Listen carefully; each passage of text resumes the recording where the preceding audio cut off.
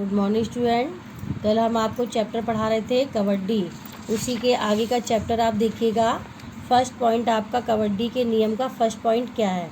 देखिए, प्रत्येक टीम में 12 खिलाड़ी होते हैं, लेकिन एक समय से केवल 7 खिलाड़ी ही मैदान में उतरते हैं। शेष 5 खिलाड़ी सुरक्षित रहते हैं, जिनका विशेष परिस्थितियों में प्रयोग किया जाता है। मैच की अवधि 40 मिनट की होती है, जिसमें 20-20 मिनट की 2 अवधि के रूप में प्रयोग किया जाता है। बीच में 5 मिनट का विश्राम भी दिया जाता है। 20 मिनट के बाद दोनों टीमें अपना क्षेत्र बदल सकती हैं।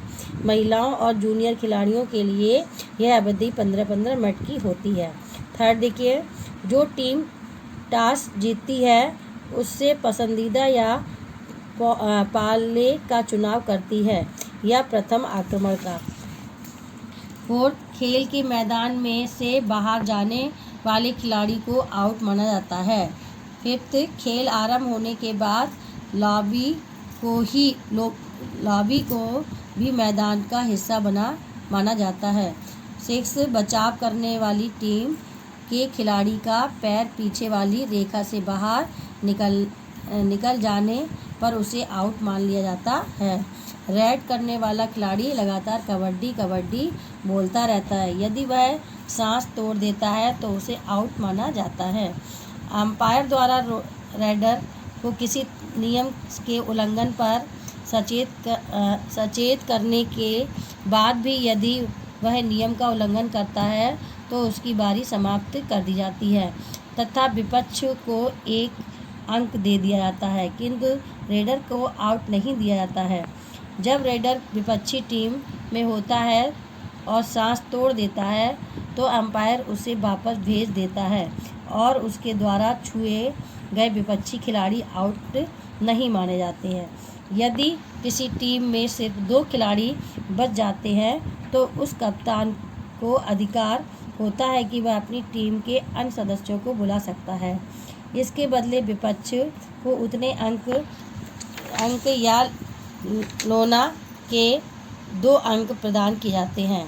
रेडर यदि बोनस रेखा को पार कर लेता है तो उसे 1 अंक दिया जाता है। मध्यांतर के बाद पाले का आदान प्रदान किया जाता है। यदि किसी खिलाड़ी का कोई अंग क्रीड़ा क्षेत्र से बाहर की जमीन को स्पर्श करता है तो उसे आउट घोषित कर दिया जाता है। नेक्स्ट है, अब असभ्य या उद्दंड व्यवहार के लिए अंपायर खिलाड़ी को चेतावनी दे सकता है, विपक्ष को अंक दे सकता है अथवा खिलाड़ी को अपात्र भी घोषित कर सकता है।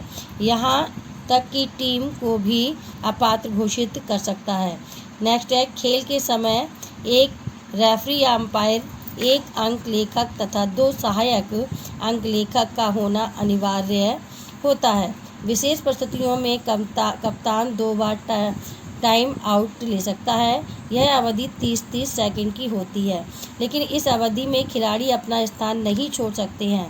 कोई भी खिलाड़ी किसी रेडर या किसी अन्य खिलाड़ी को धक्का देकर गिराने की चेष्टा नहीं कर सकता है। बिना पारी किसी रेडर की विपक्षी टीम में रेड कराने का पर अंपायर उसे वापस भेज सकता है। यदि ऐसा बार बार होता है तो अंपायर उसे चेतावनी दे सकता है या विपक्षी टीम को अंक भी दे सकता है। जब कोई टीम विपक्षी टीम के सभी खिलाड़ियों को आउट कर देती है तो उसे 1 लोना अर्थात 2 अंक अतिरिक्त मिलते हैं। नेक्स्ट है, विपक्षी टीम के खिलाड़ी उसी क्रम में जीवित किए जाते हैं जिस क्रम से वे आउट होते हैं।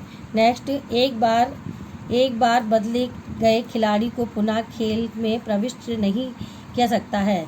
नेक्स्ट, यदि निश्चित अवधि के अंदर दोनों टीमों के अंक समान होते हैं तो अतिरिक्त अवधि दी जाती है और प्रत्येक टीम को 5-5 रेड दी जाती है। तो बच्चों, हमने आपको आज इस चैप्टर को कंप्लीट कर दिया है। इस चैप्टर को आप अपने घर पे दोबारा से एक बार फिर पढ़ेंगे और इसकी वर्ड मीनिंग भी अपनी कॉपी पर नोट करेंगे।